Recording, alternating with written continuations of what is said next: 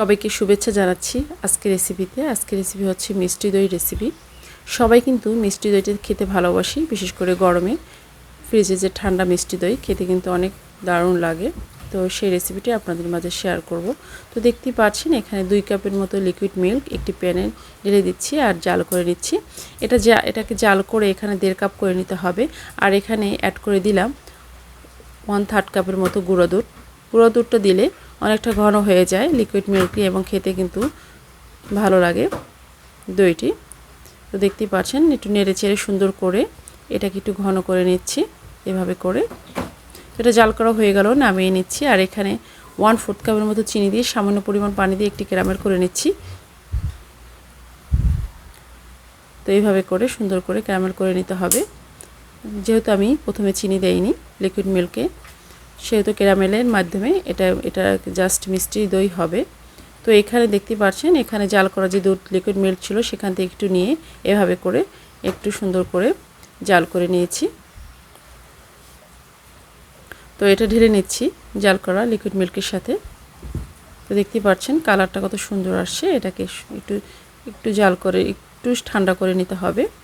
আর এখানে দেখতে পাচ্ছেন এখানে 1 কাপের মতো আমি টক দই এখানে একটু ছেঁকে নিয়েছি যাতে পানি না থাকে। আর এটাকে সুন্দর করে একটি হ্যান্ড উইচের সাহায্যে একটু ফেটিয়ে নিচ্ছি। দেখতে পাচ্ছেন একটু ক্রিমি হবে, দেখতে পাচ্ছেন এরকমটা। আর আপনারা মনে রাখবেন যখন দুধটা হালকা গরম থাকে এই অবস্থায় এসে কিন্তু এই দইয়ের সাথে মিশিয়ে দিতে হবে। আর ঠান্ডা অবস্থায় দইয়ের সাথে মিশাতে গেলে আপনার কিন্তু দই হবে না, সেদিকে খেয়াল রাখতে হবে।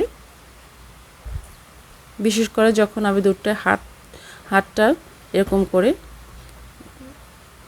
নামিয়ে নেবেন, মানে চুবাবেন, তখন দেখবেন যে হালকা গরম আছে। সে অবস্থায় এসে এই দইয়ের সাথে একটু মিশিয়ে নিতে হবে। এভাবে করে হ্যান্ড উইচের সাহায্যে সুন্দর করে মিশিয়ে নিলে দইটা সুন্দর ভালো পারফেক্ট হবে। তো দেখতে পাচ্ছেন এখানে আমি কাপ দই বানাবো, এখানে 5টি কাপ দই হবে আমার। তো এভাবে করে কাপে ঢেলে নিচ্ছি, এটাকে আস্তে আস্তে করে এখানে 5টি কাপে ঢেলে নিচ্ছি।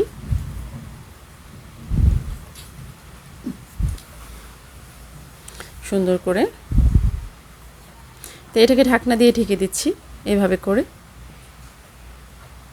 অল্প সময়ে কিন্তু সুন্দর একটি দই হয়ে যায়। তো আমার চ্যানেলটিকে যারা এখনও সাবস্ক্রাইব করেনি, যদি ভিডিওগুলো ভালো লেগে থাকে তাহলে অবশ্যই সাবস্ক্রাইব করে নেবেন এবং অলরেডি যারা করে ফেলেছেন তাদেরকে অসংখ্য ধন্যবাদ। অবশ্যই ভালো লাগলে লাইক দিবেন। তো দেখতে পাচ্ছেন এখানে আমি একটি প্যান নিয়ে নিয়েছি আর সেখানে কিন্তু জাস্ট একটু গরম করে নিয়েছি এই প্যানটি। আর এভাবে করে সবগুলো দই কিন্তু দইয়ের যে কাপগুলো দিয়ে দিচ্ছি, এখন ঢাকনা দিয়ে ঢেকে দেব, সুন্দর করে ঢেকে দেব। আর কতক্ষণ পর প্রায় 7 থেকে 8 ঘন্টা পর ফিরে আসলাম। দেখতেই পাচ্ছেন কতটা সুন্দর হয়েছে। এখানে কোনো জাল দেয়নি, জাস্ট একটু গরম করে একটু ঢেকে রেখেছিলাম। কত সুন্দর দই হয়ে গেছে। অবশ্যই আপনারা বাসায় ট্রাই করবেন, এই দইটি খেতে কিন্তু দারুণ লাগে। তো আপনাদের কেটে দেখাচ্ছি কতটা সুন্দর হয়েছে, ভিতরে পানি জমেনি।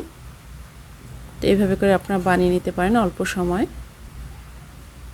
সবাই সুস্থ থাকবেন, ভালো থাকবেন এবং সবাই সুন্দর জীবন কামনা করে পরবর্তী ভিডিও দেখার আমন্ত্রণ রইল।